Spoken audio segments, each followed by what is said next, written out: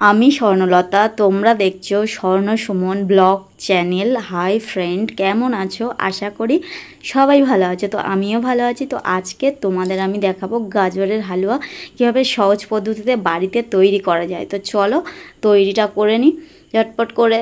Friend, প্রথমে আমি একটা গামলা বাটিতে জল নিয়েছি পরিমাণ মতো। তো ভালো করে আমি হাত দিয়ে ধুয়ে নিচ্ছি কচলিয়ে। তো ভালো করে ধুয়ে নেওয়ার পরে পিছন আর সামনটা একটু ভালো করে ছুরি দিয়ে ছুলে নিয়ে গাটা পরিষ্কার করে নিচ্ছি। দেখো, ছুরি দিয়ে গাটা ভালো করে ছেঁচে নিচ্ছি। তো আস্তে আস্তে সবগুলো গাজরগুলোকে করে নিয়েছি। তো হচ্ছে থালাতে আমি শুকাতে দিয়েছি। তো জলটা শুকিয়ে যাওয়ার পরে আমি একটা গ্রেটারের সাহায্যে গ্রেট করে নিচ্ছি ভালো করে। তো গ্রেট করে নেওয়ার পরে তোমরাও এরকমই একটা গ্রেটারের সাহায্যে গ্রেট করে নিতে পারো, বা ছুরি দিয়ে কুচেও নিতে পারো, বটি দিয়েও কেটে নিতে পারো। তো আমি হচ্ছে কি গ্রেটারের সাহায্যে গ্রেট করে নিয়েছি। তো এরপরে ভালো করে একটু চিপে জল বার করে নিয়েছি। তো এর অনেকটা জল বেরিয়েছিল, এক বাটির মতো। তো চিপে এক জায়গায় দেখো শুকাতে দিয়েছি, জল ঝরানোর জন্য একটা কাপড়ের ওপরে দিয়েছি।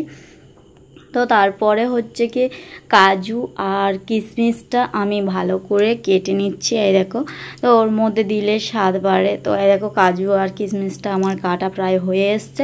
আর গাজরটা এই দেখো তুলে নিয়েছি, কত সুন্দর ঝরঝরে দেখতে লাগছে।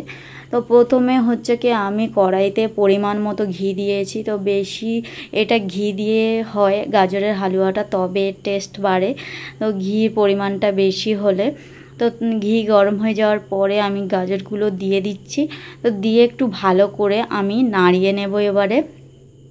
তো তোমরা হচ্ছে কি আস্তে আস্তে নেড়ে নেবে। তো তোমরা হচ্ছে কি ননস্টিক কড়াইতেও করতে পারো। তো আমার হচ্ছে কি বাড়িতে এই কড়াইটাই ছিল, তো এই কড়াইয়ে আমি করেছি। তোমরা ননস্টিকের কড়াইয়েতে করতে পারো, কোনো সমস্যা নেই। তো তারপরে দেখো, আমি আগে যতটা গাজর ছিল তার থেকে গাজরটা আগের থেকে অনেকটা কমে গেছে। তো গাজরটা হচ্ছে কি আস্তে আস্তে ভেজে নিতে হবে, না হলে গাজরের কাঁচা গন্ধটা থাকলে খেতে ভালো হয় না। তো আস্তে আস্তে ভেজে নিয়েছে। দেখো, গাজরটা আগের থেকে অনেক কমে গেছে। তো এবারে হচ্ছে কি এর মধ্যে পরিমাণ মতো চিনি দেব। তো নুন মোটেও দেবে না, দিলে জল উঠবে লবণ দিলে। তো হচ্ছে কি একটু বেশি করে চিনি দেবে। চিনি দিলে একটু বেশি মিষ্টি হলে খেতেও ভালো লাগে। তো এলাচ দিলাম 2-3টে। তো তারপর দিলাম গুঁড়োর দুধ। গুঁড়োর দুধটা ভালো করে মাখিয়ে নেবে। তো মাখিয়ে নেওয়ার পরে হচ্ছে কি তারপরে আমি ওর ওপরে দিয়েছি কাজু, বাদাম আর কিশমিশ দিয়ে একটু চাপা দেবো সিদ্ধ হওয়ার জন্য। তো সিদ্ধ হয়ে গেছে, এবার আমি নামিয়ে নিলেই তৈরি একদম আমার রেডি গাজরের হালুয়া। তো এই দেখো, প্রথমে এরকমই করে তোমরা হচ্ছে কি দুধ গুলেও করতে পারো, তো না গুলেও করতে পারো। তো আঁচটা একটু কম করে দেবে, খুব জোরে দেবে না, দিলে পুড়ে যাওয়ার সম্ভাবনা থাকতে পারে। এই দেখো, একরকম ডেকোরেশন করেছি।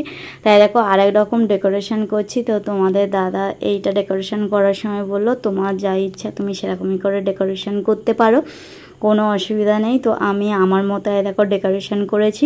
তো দুটো ডেকোরেশনের মধ্যে তোমাদের কোনটা ভালো লেগেছে তোমরা কমেন্ট করে জানাতে ভুলো না।